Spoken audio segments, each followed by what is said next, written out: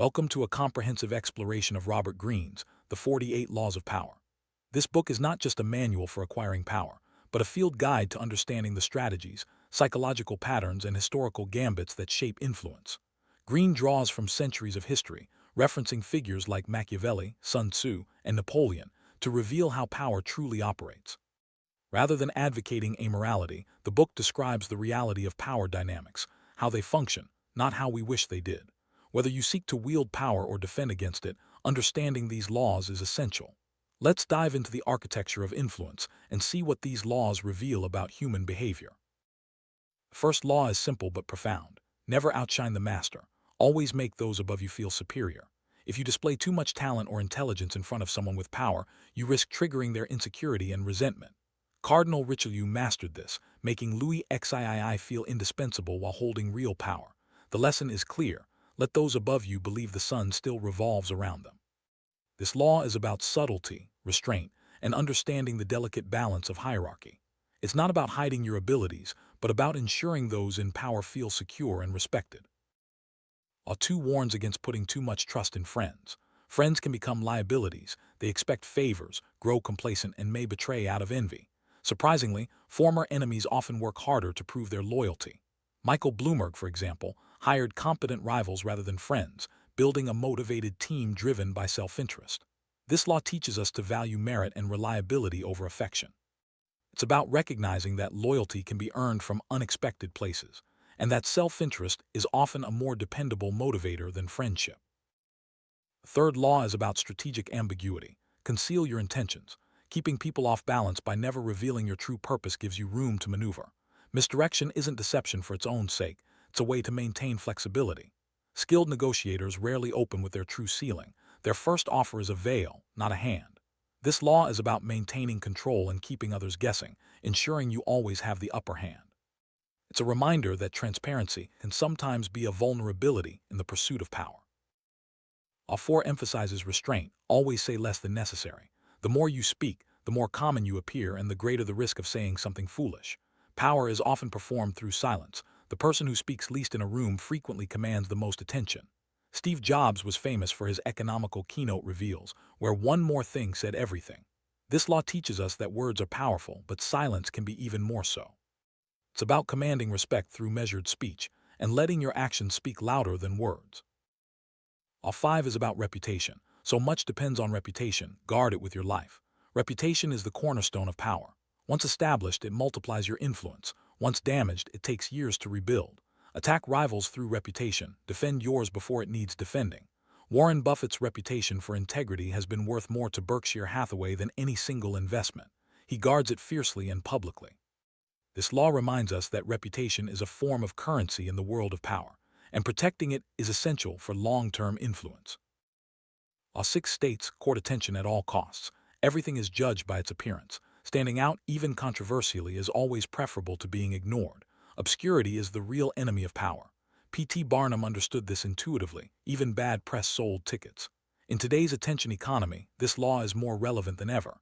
It's about making yourself visible, memorable, and impossible to ignore. Whether in business, media, or personal branding, attention is the first step to influence. Law 7. Get others to do the work for you, but always take credit. Use the knowledge, energy, and work of others to advance your position, while maintaining the appearance of being its sole author. Thomas Edison built a laboratory of engineers whose collective genius became synonymous with his name. Credit flows to the person who controls the narrative. This law is about orchestration, positioning, and ensuring your contributions are recognized, even when others do much of the work. Law 8. Make other people come to you. Use bait if necessary. Force others to react to your moves rather than chasing theirs. The person who sets the terms of engagement holds the advantage. In diplomacy, the nation that makes others travel for negotiations has already won a symbolic victory. Location and initiative are forms of power. This law is about creating leverage, setting the stage, and ensuring you are always in control of the situation. Law 9. Win through your actions, not through argument. Verbal victories are hollow. They breed resentment without changing minds. Demonstrate your point through deeds. Outcomes are harder to refute than arguments.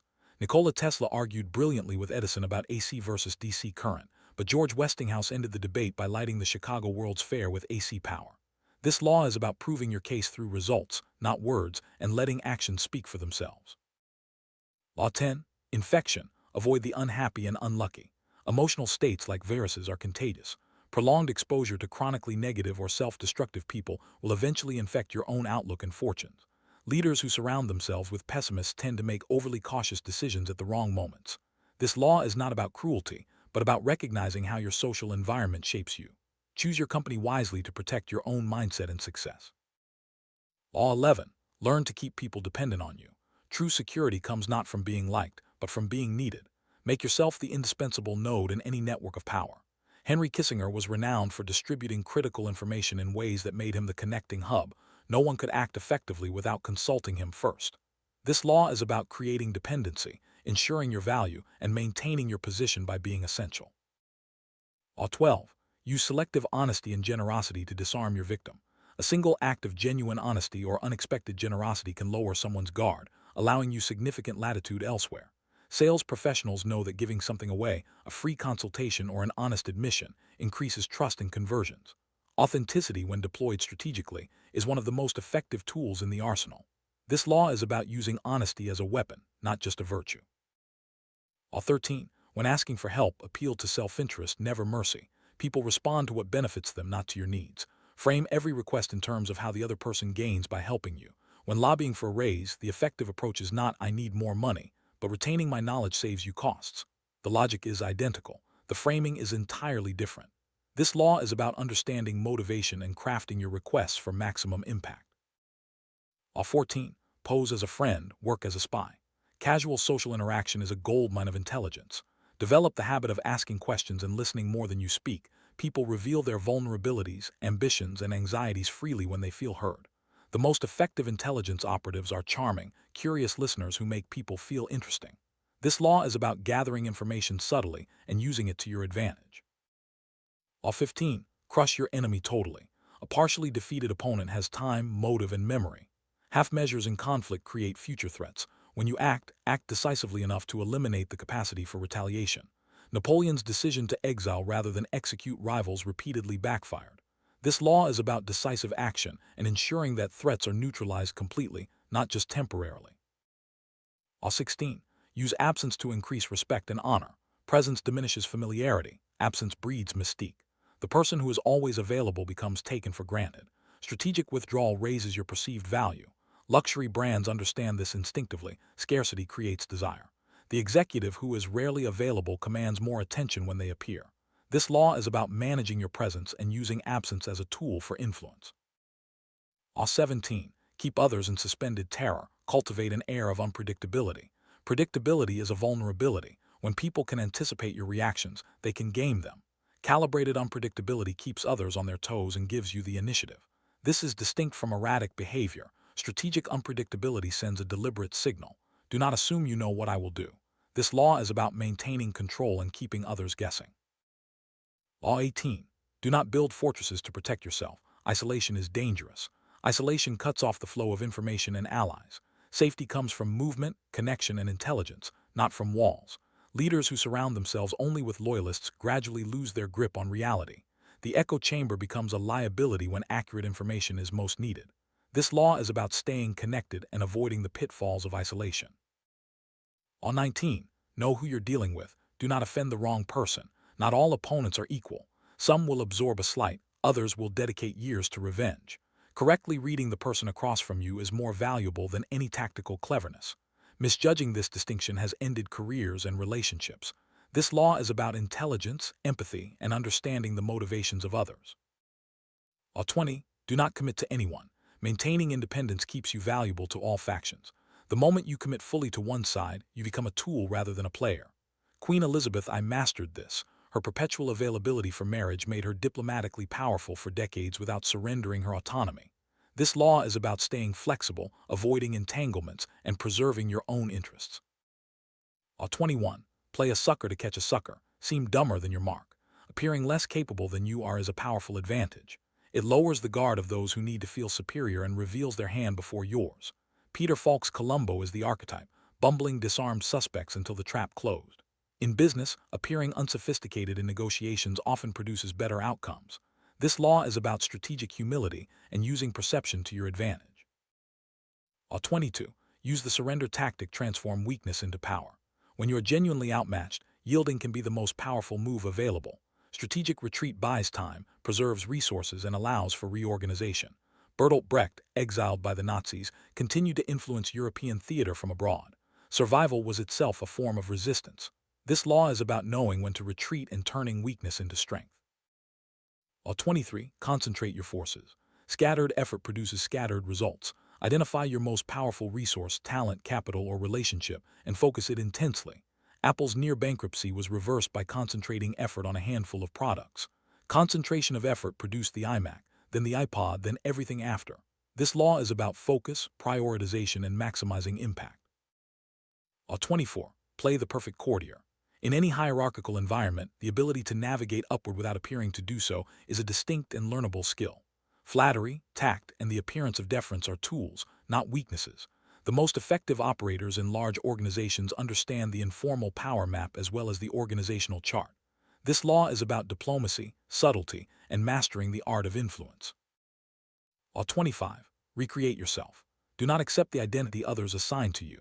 Actively craft your public persona and be willing to discard what no longer serves your goals. David Bowie's serial reinventions were strategic reframings of his brand, generating new audiences when old ones contracted. This law is about self-definition, adaptability, and the power of reinvention. Law 26. Keep your hands clean. Maintain the appearance of innocence by ensuring that dirty work, when necessary, is carried out by others. Your reputation should remain above reproach even as your interests are served. Senior executives rarely deliver terminations personally. Moral distance is a real form of power management. This law is about protecting your image and delegating unpleasant tasks. Law 27. Play on people's need to believe to create a cult-like following. People desperately want to believe in something larger than themselves. If you offer a compelling vision, a sense of belonging, and the appearance of special knowledge, followers will come and work hard on your behalf. This law describes the mechanism of influence movements, good and bad alike. Understanding it is essential to recognizing when it is being used on you. Law 28. Enter action with boldness. Timidity in execution announces doubt and invites challenge. Boldness, even when masking uncertainty, projects power and deters opposition. The history of entrepreneurship is filled with people who acted boldly, regardless of their actual capability. This law is about confidence, decisive action, and projecting strength. Law 29. Plan all the way to the end. The euphoria of early success often causes people to stop planning. Anticipating the full sequence of consequences, including the endgame, is the difference between tactical wins and strategic victories. Chess grandmasters are distinguished by their ability to calculate consequences many moves ahead. This law is about foresight, strategy, and thinking beyond immediate results. Law 30. Make your accomplishments seem effortless. Revealing the effort behind your results diminishes their impact. Ease is its own form of power. It implies natural superiority rather than earned competence. Fred Astaire requested that rehearsal footage be destroyed so the finished performance conveyed grace. This law is about projecting ease, hiding struggle, and letting your results speak for themselves.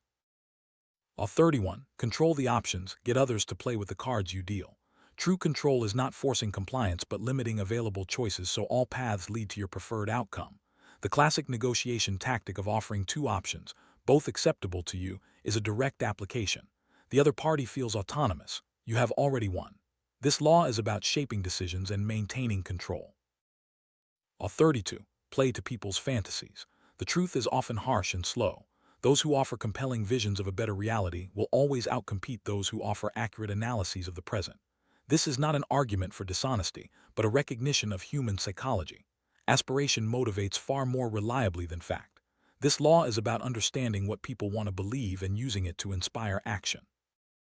Law 33. Discover each man's thumbscrew. Everyone has a weakness, a vanity, a fear, an unmet need. Identifying it is intelligence work, using it as leverage. The most common vulnerabilities are insecurity, the need for validation, and unresolved ambition. Knowing your own thumbscrew allows you to protect it. This law is about understanding human nature and using knowledge for influence.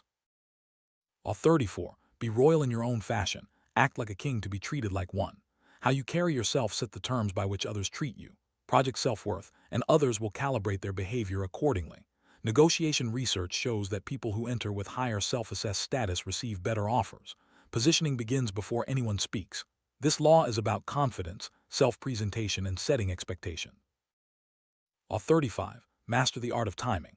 The same action can succeed or fail depending entirely on when it is taken. Patience, the willingness to wait for the right moment, is itself a form of discipline and power. Franklin Delano Roosevelt waited for Pearl Harbor before committing to full military engagement.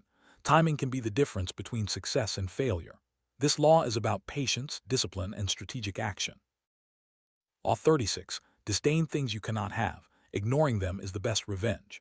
Acknowledging what you cannot reach signals desire and weakness.